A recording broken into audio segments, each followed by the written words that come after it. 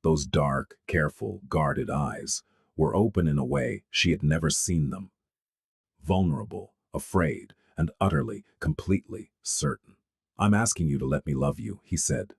"Not the way I've done everything else, with control and strategy and contingency plans, but the way you taught me, with honesty, with patience, without guarantees." The wind came off the lake, carrying the smell of water and the distant sound of the city. Somewhere below, a car horn sounded. Somewhere above, a plane traced a white line across the darkening sky. Elidi reached out and took his hand. Not the way a woman takes a powerful man's hand, tentatively, adoringly, looking up, but the way an equal takes the hand of another equal, firmly, calmly, looking straight ahead, facing the same horizon. "Okay," she said, "but I'm still not letting you pay my tuition." He laughed, that real, startled, human laugh that she had drawn from him like water from a stone. "I wouldn't dare," he said. And they sat there, on the 47th floor, above a city that had shaped them both in different ways, holding hands in the dusk, two people who had found each other, not through luck or destiny, but through the oldest, simplest, most radical act in the human repertoire. One person choosing to stay when everyone else had left. That was what she did, that shocked them all. Not a dramatic gesture, not a strategic move, not a play for power, or money, or protection. She stayed. And in staying, she changed everything. The community health clinic on West Devon Avenue opened on a Tuesday in March, in a renovated building that had once been a failed laundromat. It was not large. It was not glamorous. It had second-hand furniture in the waiting room, a donated X-ray machine that Dr. Hodgich had sourced from a hospital in Milwaukee, and a hand-painted sign that read, in English, Spanish, and Arabic, "Care for all, payment optional." The funding came from the Kreshnik Foundation, the legitimate charitable arm that Soder had established 6 months earlier, structured so carefully that Genshin Dushku had described it, grudgingly, as the most legally airtight act of philanthropy I've ever witnessed. The clinic served immigrants, undocumented workers, and anyone who fell through the cracks of a healthcare system designed for people with insurance and addresses. Elidi was there on opening day, not as a donor, not as a figurehead, as a volunteer, registering patients, translating between languages, doing the work she had always done, making herself useful in the spaces where usefulness mattered most. She was also, as of January, enrolled in the public health program at the University of Illinois at Chicago. Part-time, paid for with savings, a need-based scholarship she had applied for herself, and a small grant from a Moroccan-American women's education fund she had found through 3 hours of library research. She had refused Soder's money for the 4th time, and he had stopped offering, which was its own form of respect. They were together. That much was clear to anyone who saw them. The way he waited for her after class on the days their schedules aligned, the way she kept a toothbrush at the penthouse but insisted on maintaining her apartment in Pilsen, because a woman needs a room of her own, and Virginia Woolf was right about that. They did not perform their relationship for the world. They did not need to. What existed between them was too real and too hard-won to be reduced to display. Drayton had moved to Miami. He ran a legitimate real estate firm, kept his distance, and sent birthday cards that Soder opened, read, and kept in a drawer between them had not healed. It might never heal entirely, but it had stopped bleeding, and sometimes that is enough. On the night of the clinic's opening, after the last patient had been seen and the last light had been turned off, Soder and Elidi stood on the sidewalk outside. The March wind was cold, but not cruel, the kind of wind that hints at warmer things coming. "Your grandmother would be proud of this place," Soder said. "My grandmother would say it needs better lighting in the waiting room." She'd be right. They walked to the car. He opened the door for her, not because she was delicate, but because he had learned that small courtesies were not weakness. They were practice. They were the daily exercise of becoming the man he wanted to be. As they drove north along the lake, the city glittering on one side and the vast black water on the other, a lady reached across the console and took his hand. "Thank you," she said, "for the clinic, for, the foundation, for all of it. Don't thank me. You showed me what was possible. I just signed the checks." "You did more than sign checks, Soder. You changed. That's harder than writing numbers." He was quiet for a moment. The lights of the Drake Hotel slid past the window. The lake was endless. "I used to think power meant never needing anyone," he said. "I spent my whole life making sure I never had to depend on another person. And then I got sick, and everyone I thought was loyal disappeared. And the one person who stayed, the one person who had every reason to leave, was someone I had treated like she was invisible." He looked at her. Those dark eyes, still guarded, still cautious, but with windows now. With light. "You weren't invisible, Elodie. You were the only real thing in my life. I was just too blind to see it." She squeezed his hand. "I know," she said. "But you see it now, and that's what matters." The car moved through the city. The night was cold and clear and full of the kind of promise that only exists when two people have earned their way to each other through pain and patience and the stubborn refusal to be less than what they are. Soder Kreshnik had been a king of fear. He had ruled through silence and control and the careful administration of power. Now he was something more difficult, something braver. He was a man learning to be human, and beside him, neither above nor below, but exactly where she had always insisted on being, was the woman who had taught him how.